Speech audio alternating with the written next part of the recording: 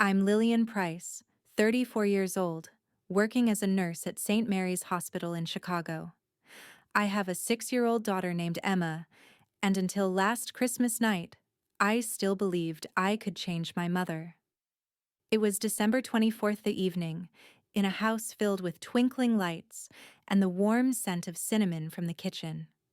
Emma was holding a small gift wrapped in green paper, her eyes bright as she offered it to her grandmother.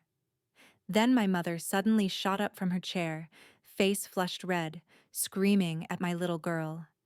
"You're a stranger here, get out!"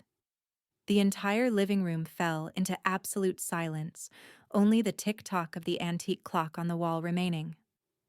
Emma clutched her doll, eyes welling up with tears. That's when I knew I had to choose between being the obedient daughter I'd been for 15 years or being a real mother. But I'm getting ahead of myself. Let me start where this really began. The story began years ago, when my father died in a car accident in 2008. I was 19 then, just starting my sophomore year of college, while my mother, Margaret Price, became a widow at 47. She had been a high school teacher, used to controlling everything in her classroom, and after Dad died, I became the only student left. I remember the first evening after the funeral, Mom sitting at the kitchen table under cold fluorescent light, gripping a cup of coffee that had long gone cold. "It's just us now," she said, her voice cutting like a knife. "We have to depend on each other." But depending on each other in Mom's dictionary meant I had to follow all her decisions. Christmas had always been Dad's thing. He'd wake up early, put on Frank Sinatra, and make his famous pancakes shaped like Christmas trees. The house would fill with laughter and the sweet smell of maple syrup. After he died, Christmas became something Mom orchestrated with military precision: the right decorations in the right places, the right food served at the right time. No room for spontaneity, no room for joy. In 2019, when I decided to marry David, Mom refused to attend because she didn't like that guy's attitude. David had dared to suggest we move our dinner at Mom's from 6 p.m. to 7 p.m. to accommodate his work schedule. That was enough for her to write him off completely. I stood alone before Dad's memorial table in my white wedding dress, feeling like someone had just carved out a piece of my soul. David held my hand tight, but still couldn't fill the void where Mom should have been standing. When Emma was born in 2018, for the first time I had hope that everything would change. Other mothers in the postpartum ward told stories about grandmothers who were crazy about their grandchildren, and I imagined Mom would melt when she saw Emma. But when I brought my baby home, she just glanced over and said, "This child doesn't look like anyone in our family." Emma had David's darker complexion and his warm brown eyes, traits that apparently disqualified her from being a real member of the Price family. The warning signs had been building for weeks. Emma's teacher, Mrs. Rodriguez, had pulled me aside 3 days before Christmas. "Emma seems more withdrawn lately," she'd said, her kind eyes concerned. "She's not participating in group activities like she used to." When I asked Emma about it in the car, she just stared out the window and said, "I don't want to go to Grandma's house, Mommy." The nightmares had started 2 weeks ago. Emma would wake up crying, saying she dreamed about being kicked out and having nowhere to go. I'd hold her until she fell back asleep, my own stomach churning with a dread I couldn't name. Where had I gone wrong thinking maternal love could overcome pride?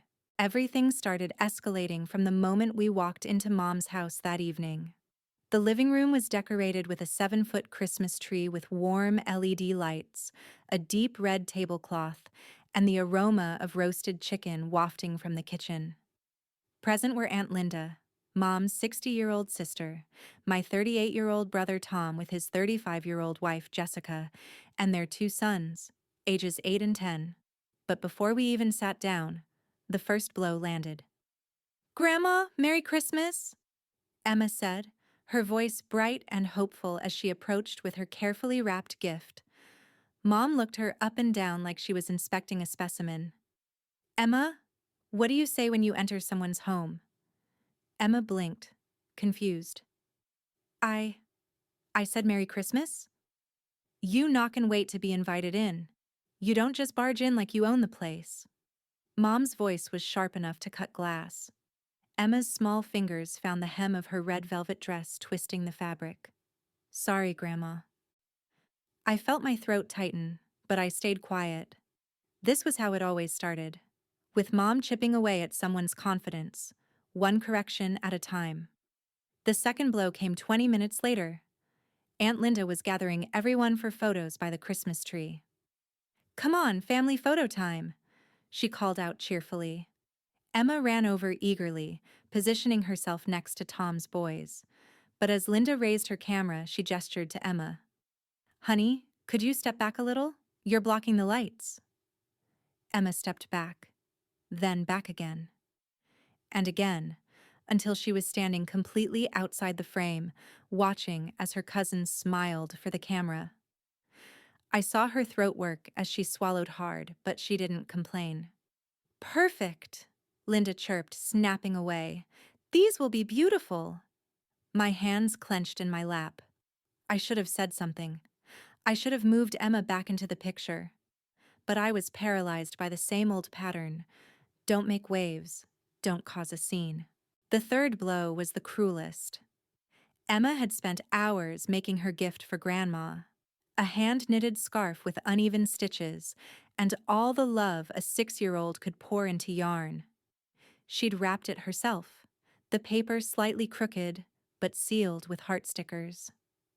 Grandma, this is for you, Emma said softly, offering the green-wrapped package.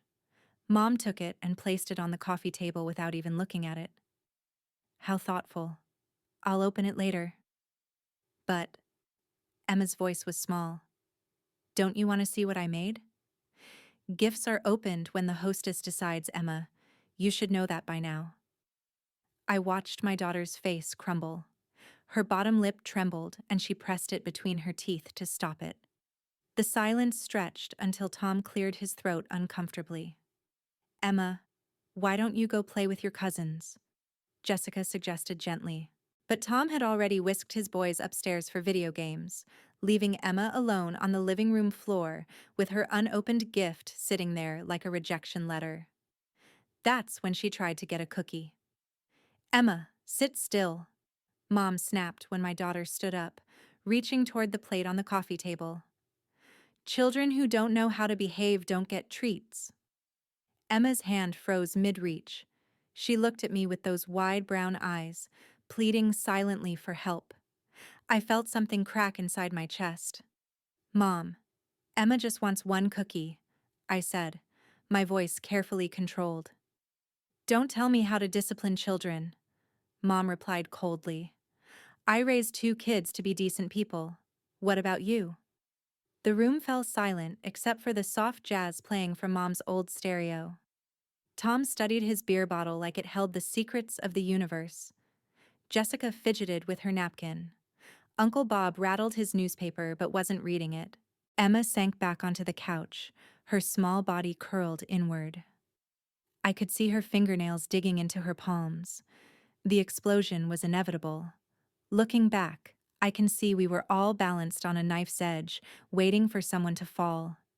It happened when Emma, trying to be helpful, reached for her empty milk glass.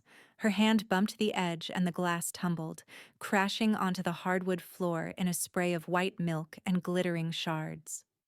I knew it, Mom erupted, shooting up from her chair like she'd been electrocuted. That child doesn't belong here. You're a stranger here. Get out! Emma's face went white. Her whole body started shaking as tears spilled down her cheeks. She scrambled off the couch and ran toward the bathroom, her patent leather shoes slipping on the milk. Margaret, you cannot speak to my daughter like that. David was on his feet, his face flushed with anger. Mom has every right in her own house, Tom said automatically, but his voice lacked conviction. Maybe we should all calm down, Jessica whispered. But no one was listening. I stared at the broken glass on the floor, something crystallizing in my mind. Emma's teacher's words echoed. She seems more withdrawn lately. The nightmares. the way my daughter had been shrinking into herself for weeks. This wasn't just tonight. This was a pattern. I found Emma in the bathroom, huddled on the closed toilet seat, clutching her Barbie doll like a lifeline. The harsh fluorescent light made her tear-streaked face look pale and fragile. "Mommy, what did I do wrong that Grandma hates me?" she whispered.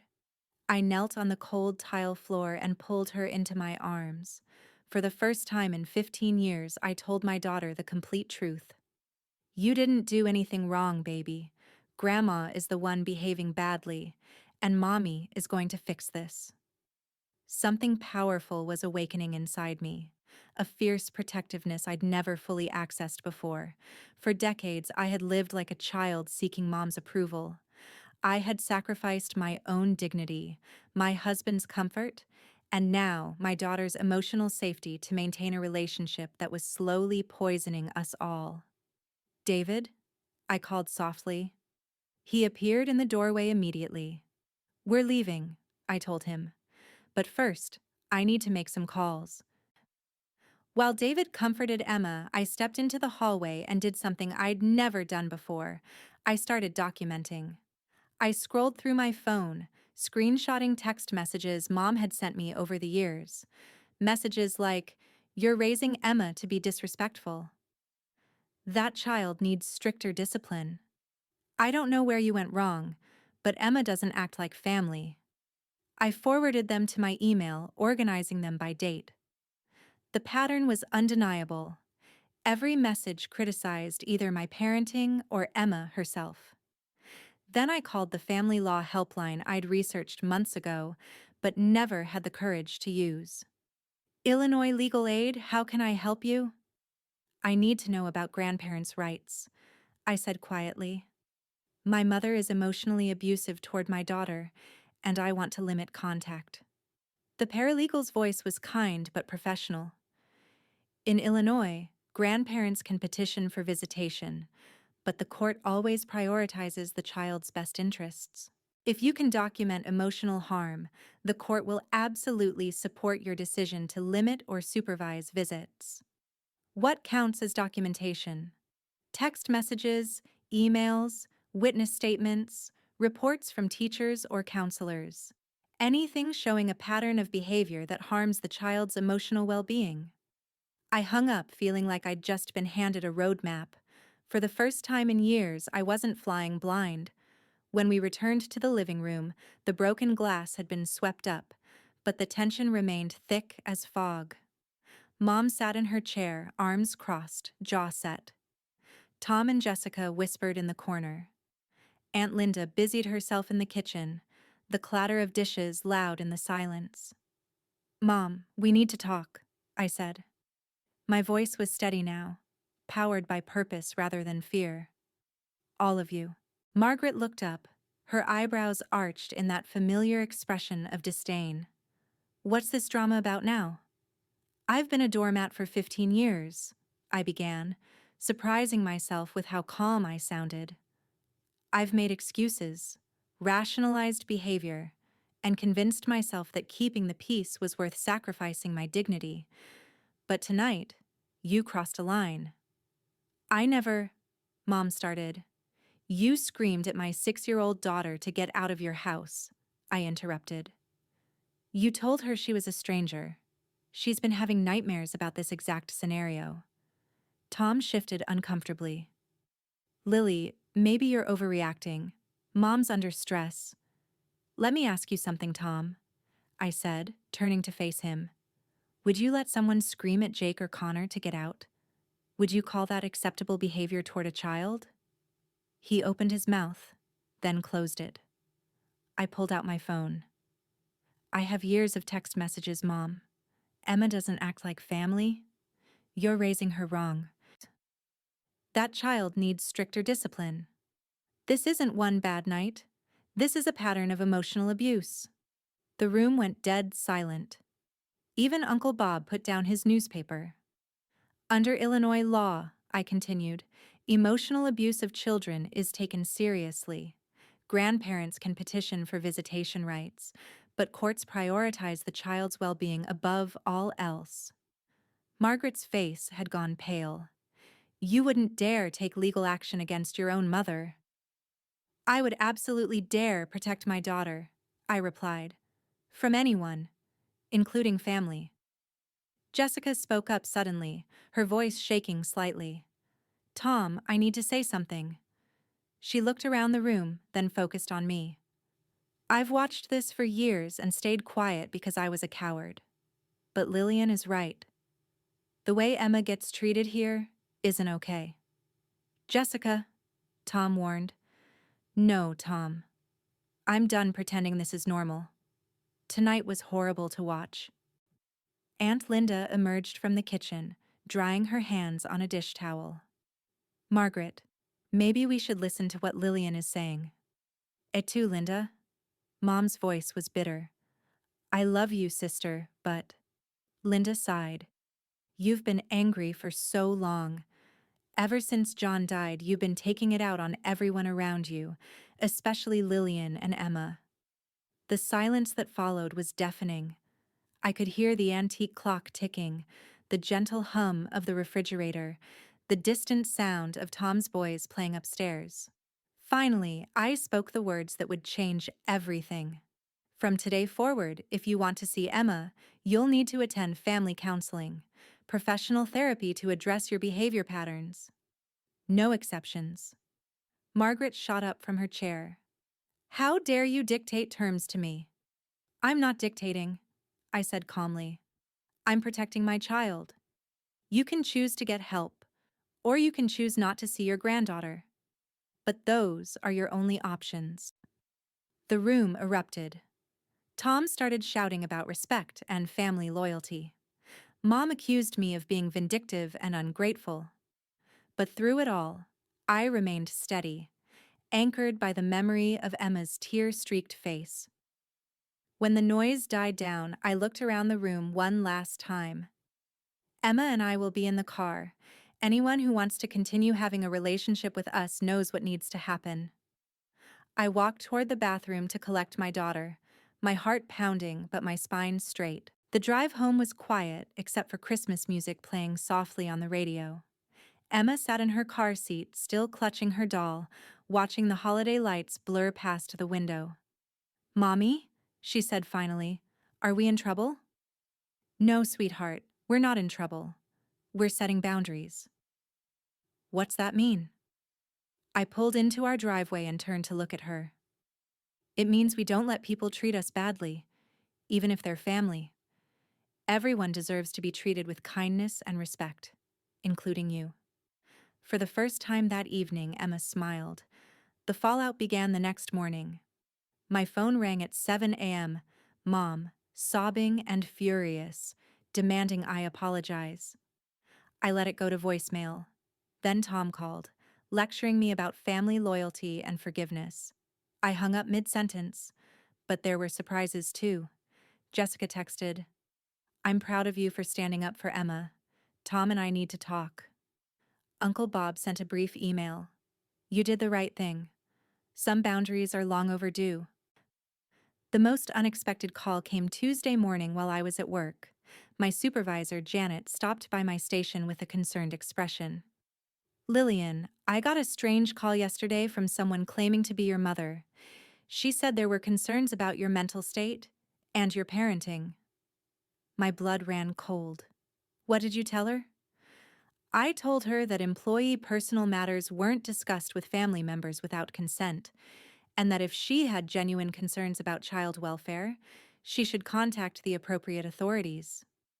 Janet's expression was kind, but serious.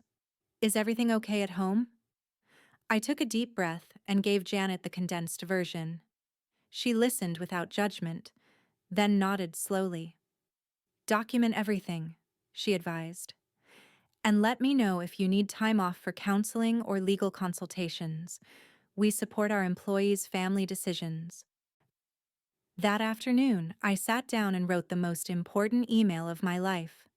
Dear Mom, I meant what I said Christmas night.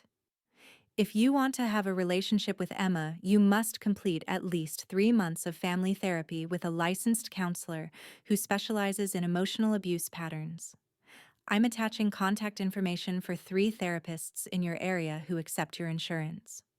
I'm also attaching screenshots of text messages you've sent me about Emma over the past 2 years. I want you to read them and ask yourself, would you want someone talking about your child this way? This isn't punishment. This is a chance for healing. Emma loves you, but she deserves to feel safe and welcomed when she's with family. I love you too, Mom, but I love Emma more. Lillian. I hit send before I could lose my courage. 2 weeks later, I got a call from Dr. Sarah Chen, a family therapist. Your mother has scheduled an appointment with me, she said. She wanted me to call and ask what your concerns were. I spent 30 minutes on the phone with Dr. Chen, outlining the patterns I'd observed. She listened carefully, asked thoughtful questions, and finally said, I think family therapy could be very beneficial here. Would you be willing to attend some sessions? Only if Emma isn't present, I said. I won't have her used as a prop for Mom's redemption arc. Absolutely.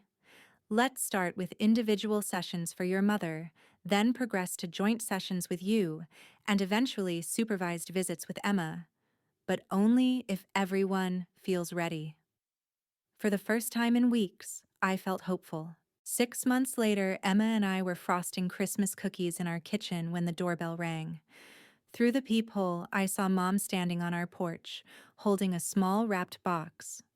It's Grandma, I told Emma. Do you want to see her? Emma considered this seriously.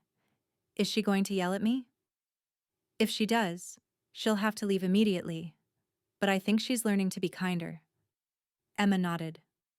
Okay, but I want you to stay with me. I opened the door.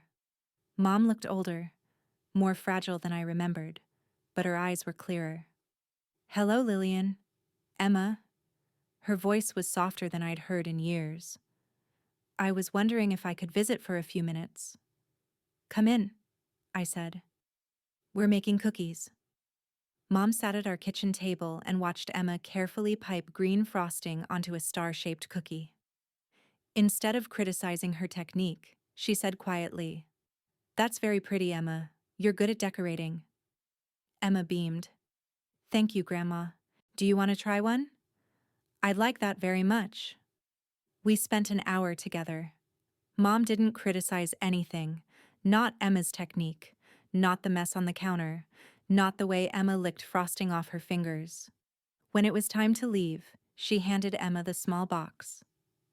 I made this for you, she said, to say I'm sorry for hurting your feelings.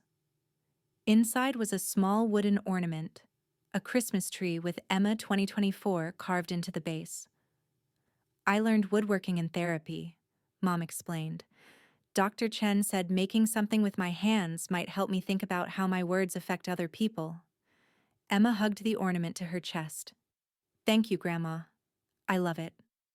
After Mom left, Emma and I hung the ornament on our tree. It wasn't the biggest or fanciest decoration, but it represented something precious, the possibility of change.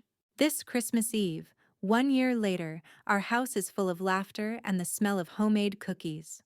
Emma, now 7, confidently opens presents and arranges them however she wants around our living room. The coffee tastes better. The lights seem brighter. The music sounds like joy instead of obligation. Our guests include Jessica and her boys, Aunt Linda, a few close friends from work, and yes, Mom. She comes for 2 hours, supervised visits that feel more like real family time than anything we shared in the old house. She's not perfect.